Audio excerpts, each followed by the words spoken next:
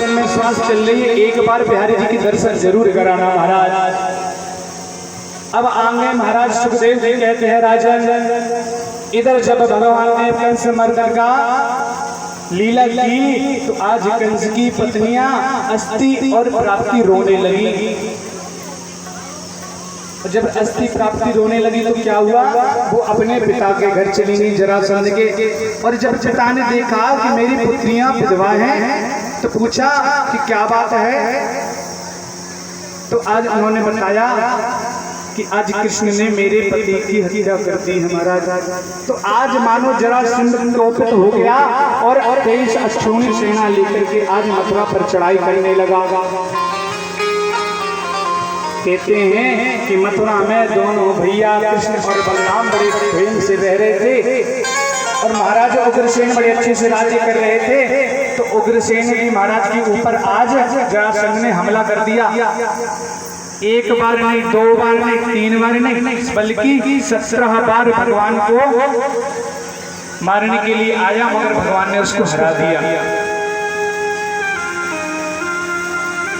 और कहते हैं कि एक काला वन का दैत्य आया तो भगवान ने कहा कि बलदेव जी आप इधर संभालना मथुरापुरी को, मैं अभी आता हूँ। तब भगवान ने धौलपुर में जाकर मुचकुंद की गुफा है महाराज, वहां पर कालिया यानी कि काला वन का वहां पर उद्धार किया।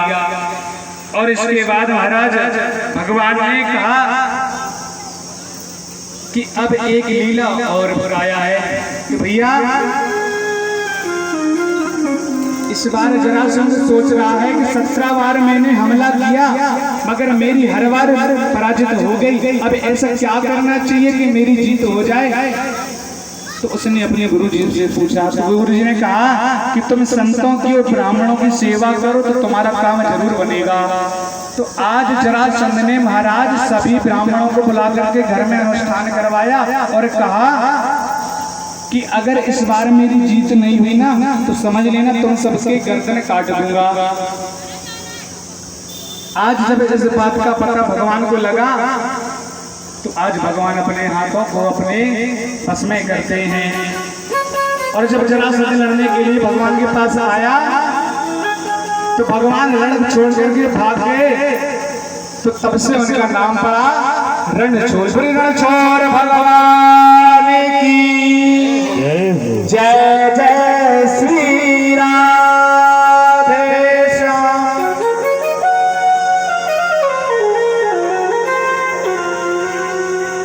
अब महाराज हम लोग चलते हैं भगवान की उस दिव्य झांकी का दर्शन करने के लिए जिसका हम सबको इंतजार है महाराज।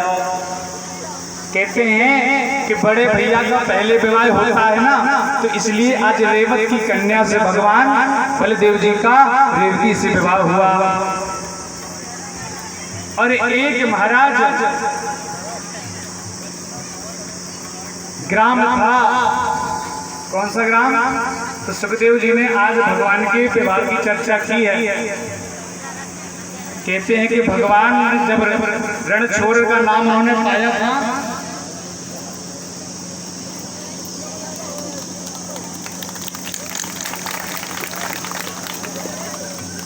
बोली वृंदावन बिहारी लाल की। अबे भगवान को तो सेहरा सजोना है, व्यास जी को सेहरा सजाएगा। तो महाराज एक बार बड़े जोर से जयकारा लगाएंगे, बोल संत भगवान की जय हो। देखो एक बात है, अब सेहरा बांध लिया तो कुछ अच्छी बातें भी सुन लो, नहीं कहोगे पंडित जी सवेरे से कथा सुनाए जा रहे हैं। कहते हैं इस कथा को सुनकर के केवल आप धन्य नहीं हो रहे हो तो कौन हो रहा है महाराज धन? तो सुन लो, भागवत जी में लिखा है कि श्रीमद् भागवतम शास्त्रम नित्यम ये परिसेविता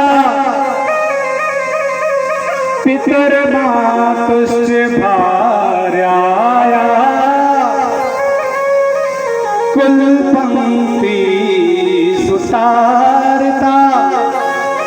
कहते हैं कि जो व्यक्ति श्रीमद् भागवत का पाठ करता है, दर्शन करता है, पढ़ता है केवल आप नहीं अपितु पितुर मातुश्च भार्याः, यानी पिता की कुल की, माता की कुल की और पत्नी की कुल की, तीनों कुल की पीढ़ियां तर जाती हैं। इतना ही मात्र तो नहीं है, कहता है भागवत शास्त्र जिसकी मृत्यु निकट हो उसको क्या करना चाहिए?